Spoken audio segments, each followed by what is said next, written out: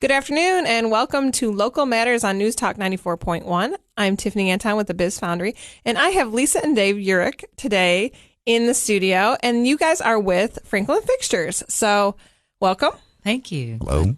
Glad to be here. I'm excited to have you guys.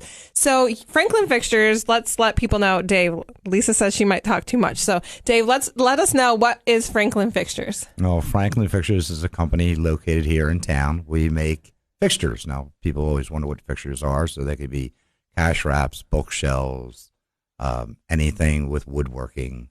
Who's your main kind of clients? We're known in the bookstore world as more or less the Cadillac of bookshelves. But we're more than that. We're doing the local hotel here in town with furnishing all the rooms.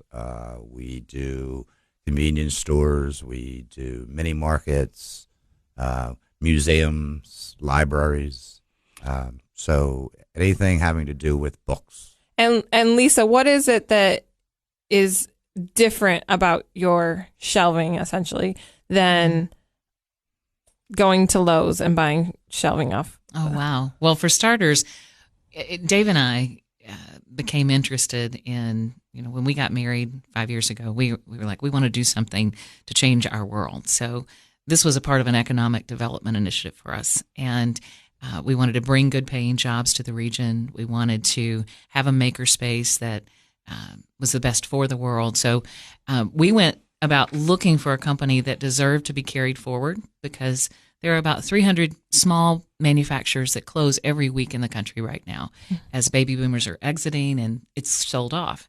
Well, we found and fell in love with Franklin Fixtures, which was up in Cape Cod and had been since 1974. And when we Googled, Franklin Fixtures, what surprised us was that these were the only fixtures sold by name on the aftermarket.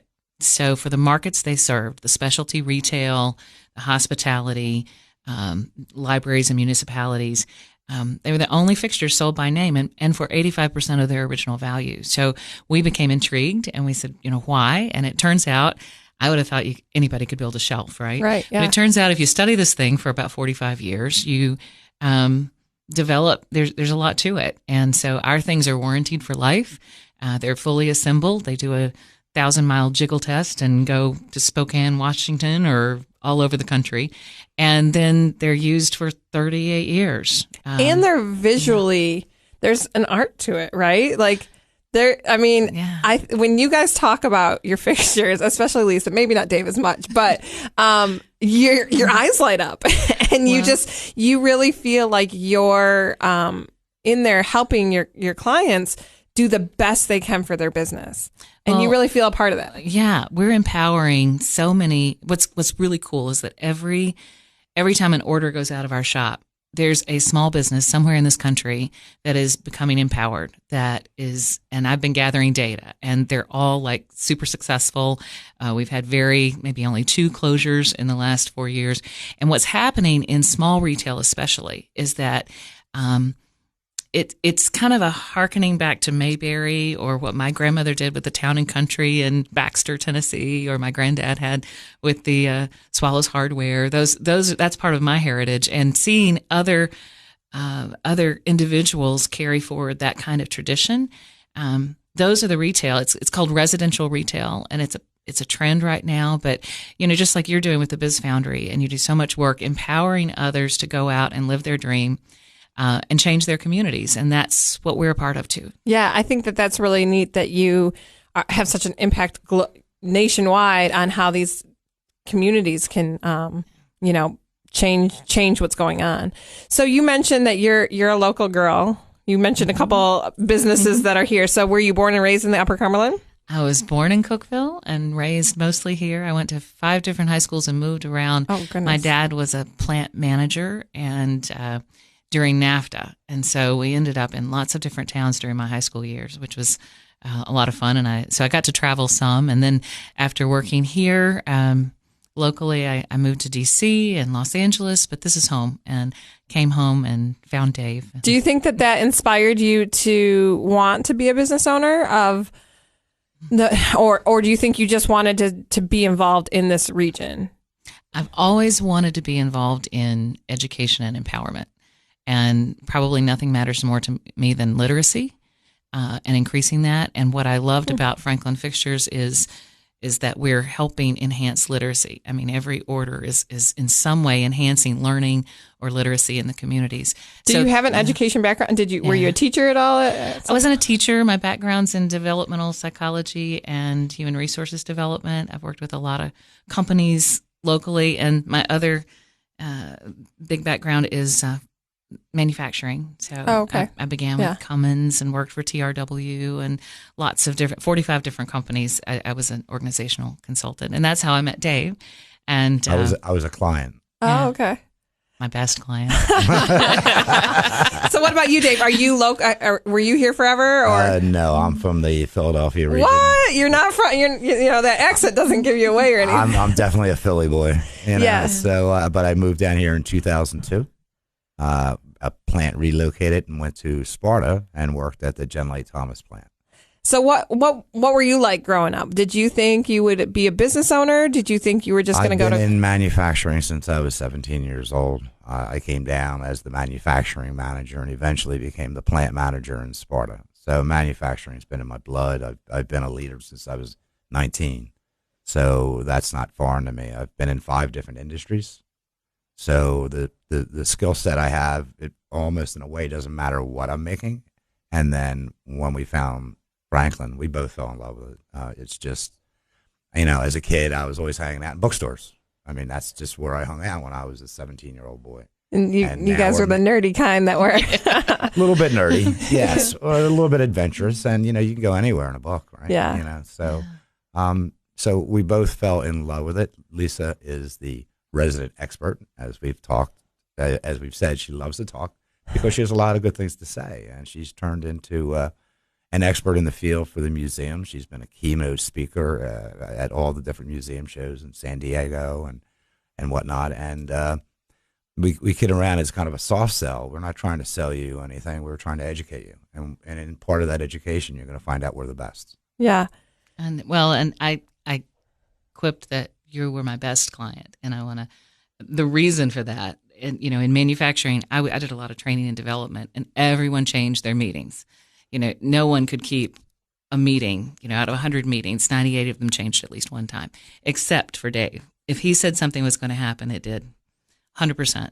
And when I looked at and taught leadership, I was really intrigued by his, and he got a presidential award for leadership with Philips as the best in the world. And that was just before they made the decision to close the Sparta plant. And so I really wanted his leadership to be taught and conveyed. And that's part of what we're doing with our place is developing others at this stage in our career. And it's just a joy for me to watch him work with some of our young makers and people with such talent and teach them to lead. And we're going to get into that in a second. In case you're just joining us, you're listening to Local Matters on News Talk 94.1. I'm Tiffany Anton, and we have Lisa and Dave Uhrik with Franklin Fixtures. And so both of you have a background in manufacturing. And so how is this manufacturing? You just, you talk a lot about this literacy and you're working in these bookstores, but talk to me about the fact that you have this makerspace and you have talented people from the Upper Cumberland that get to really showcase their skills. Right. So talk to me about that. Well, we brought with us the same engineer that has been engineering these fixtures for 37 years now. So that How did you sell the Upper Cumberland from? Well, it was easy. He came down, he saw it, he loved it, and he was a Philly boy as well who ended up in Cape Cod. Yeah, and then when you see Tennessee, it is reminiscent of Pennsylvania in a lot of ways, except it's nicer. And he loved the cost of living and a lot of things, and saw that he had a role to play in teaching and in transferring this body of knowledge. And so we have a 55,000 square foot facility that in right downtown, Cookeville, on Maxwell Street. It's across from Tay's Realty and Auction. So, and it's a solar powered, 100% solar powered facility now, thanks to Dave's efforts. Finished it up last week. Yeah, we're excited about that, and we start with raw materials and because of the expertise expertise and experience that Dave has, it's a really efficient shop. So the trick in manufacturing is to make something completely custom at the same cost it would be if you were making thousands of them. Yeah. And that's what we do well. So everything is, we make one fixture at a time. So if it's a counter or if it's whatever it is, it's no two are the same, but we make them at a price that competes with China, frankly. Wow. So it's exciting because we have saws and routers and edge banders and finishing area and lamination area, and then a large assembly area where we have multiple streams and people are learning all of the lean manufacturing kinds of techniques. But how many employees do you guys have at the 25? 25. Yeah. That's not a small. I mean, that's a significant amount of people of skilled workers. It is. It feels like a family, and our plan is to grow. I mean, we're working right now on some expansion lending and some things that we're going to do. And we have a plan to grow that capacity and grow that workforce. But the folks that we have a lot of seasoned makers that have like 40 years of experience and working with folks who are brand new to the area and really a transfer of knowledge and skills. So it's exciting. It's manufacturing, and it's also the components of woodworking that you think about. How did you guys being a plant manager, Dave, doesn't give you the skills to run a business. So how did you figure that out? How do you figure out the finances and all that other? Well, luckily, being the plant manager, I was exposed to a lot of the different things as far as running the business, looking at the finances. What I didn't know, and what I think Lisa has come up with, is some of the creative ways to raise capital. I mean, quite bluntly. It was so much different. Phillips had a very large war chest of money. We don't. So we've been clever, and we've been blessed. We've been very fortunate. We're going to talk about the in-between time while you were looking for Franklin in a second. You're listening to News Talk 94.1, Local Matters, and we'll be right back.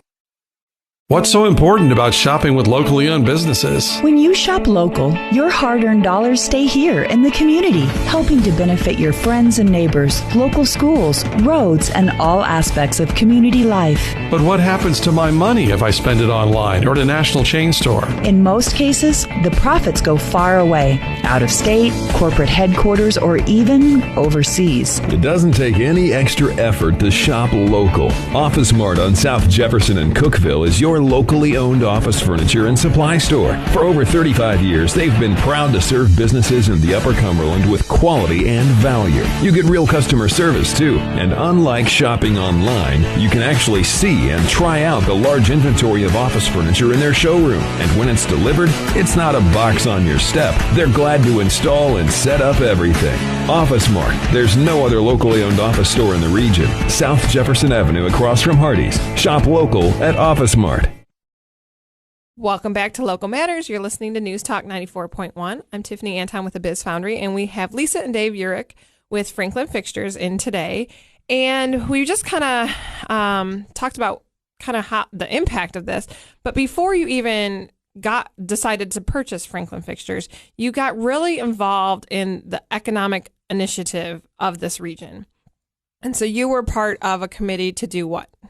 Well, we became engaged with the Highlands development work, economic development work. And so when that was just a tiny thing, we were part of that tiny group that conceptualized the 8th grade career fair and Tennessee Scholar and what has become Tennessee Reconnect. And Dave, can you take us back for a second and tell us what the Highlands, for those listeners that aren't really sure what the Highlands Economic Partnership is, can you fill us in on that a little bit? Lisa would be better to give you some of the details on it because she was more involved. But basically, it was an initiative to help people with the skills needed to get a career and to get a good career. So kind of driving that career readiness in this region. Well, it was interesting. Some of the studies showed, we think, what do they need? And everybody's think these technical things or whatnot. And it was really the soft skills, which is what people needed. How to have a conversation, how to present themselves and whatnot. So we found that very interesting. And we had some initiatives, some mentorship program. Like I was saying before, closing the plant in Phillips really impacted both of us. And we wanted to give back. And we saw people who needed some help in order to get another career. So that's what we did. So you got involved with that. And then why not just stick with that and have that be kind of the path of your journey? Well, Dave's always about doing something tangible. It's not real to him unless there's like something that we're making. And sitting on the back porch one day, contemplating economic development in White County in particular, he said, why are we waiting for businesses to come to us for a request for proposal? Why don't we go find one? And we knew the statistic about businesses that were closing. So our original ambition was to be relocators of great businesses. Long story short, we ended up holding that business and owning it, and it's become our baby and our work. And so now we're looking. So was your original plan to bring Franklin here, but have somebody else take it? And then just keep doing that, keep doing that, keep doing that. Right. Yes. That was original. Or expand Franklin here. Yes. If it were what we wanted it to be, have it in Massachusetts, have it here as well. But then you became like the proud parents, and you're like, no, I can't give my kid up for adoption. Well, life went that way. I mean, it wasn't part of the plan, but we embraced it and we love it. Now, we wanted to do 11 businesses. Well, we've helped 11 businesses. Yeah.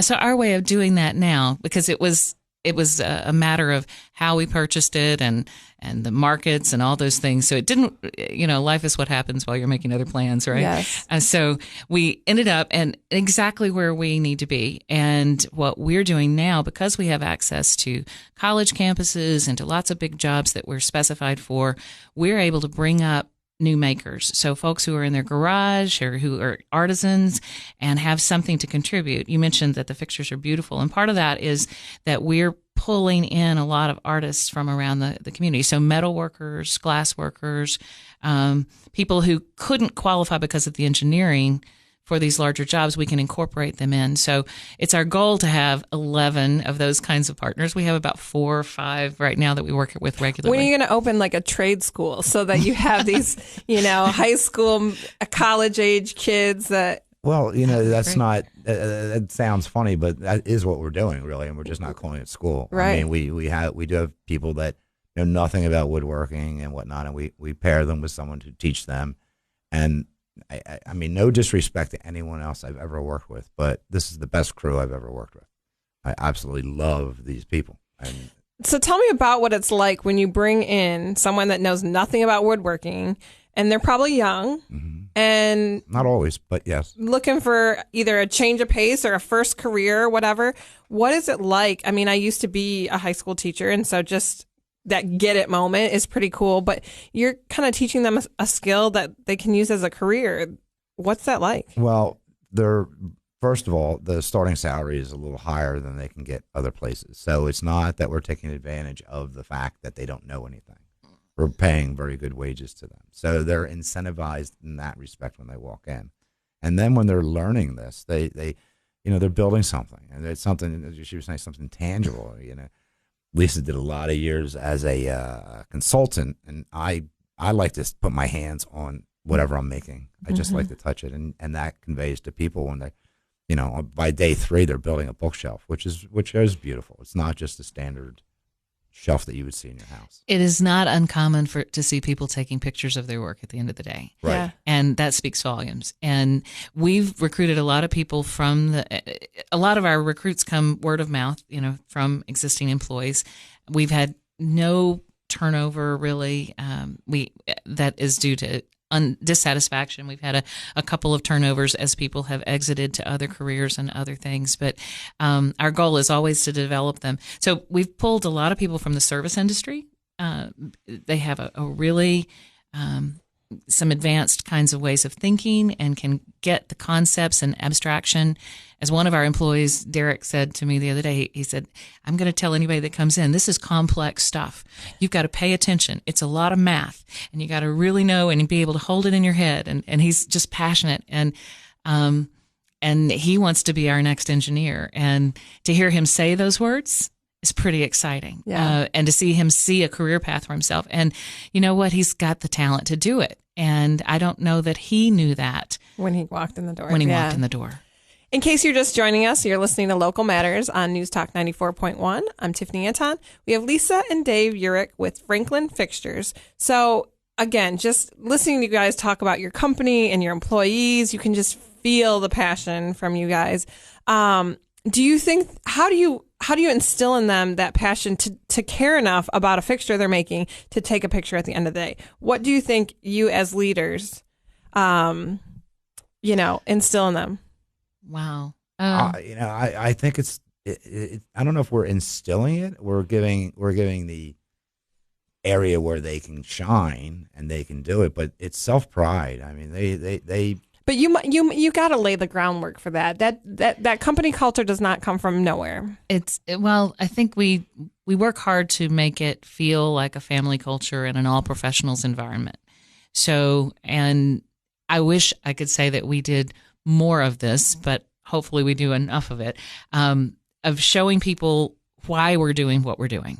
And that they know they're part of a system, they're part of something, creating something for somebody real. How often do people get to kind of go see their final product out? It's rare that they get to see it unless it's here. Yeah. When we did, it's exciting to be doing the hotel project. And when we did the convenience store in Baxter, it was exciting because people were going in and seeing their work. And because we work nationally, it's rare for them to really get to go feel their work. But we try with pictures and Do your such. clients come in to see your Rarely do that? It has been like never, then rarely, and now I think it's actually becoming more common because more people are understanding that they can buy directly from the manufacturer and that's a really good idea rather than putting middle people in between. And so we're having to up our game with like show readiness. But what is exciting is that when people come in and they meet our folks and they see the passion and they see it coming together, it's exciting for them. They're like, well, this is pretty straightforward. And I'm guessing it goes both ways. You have a client that comes in and sees your employees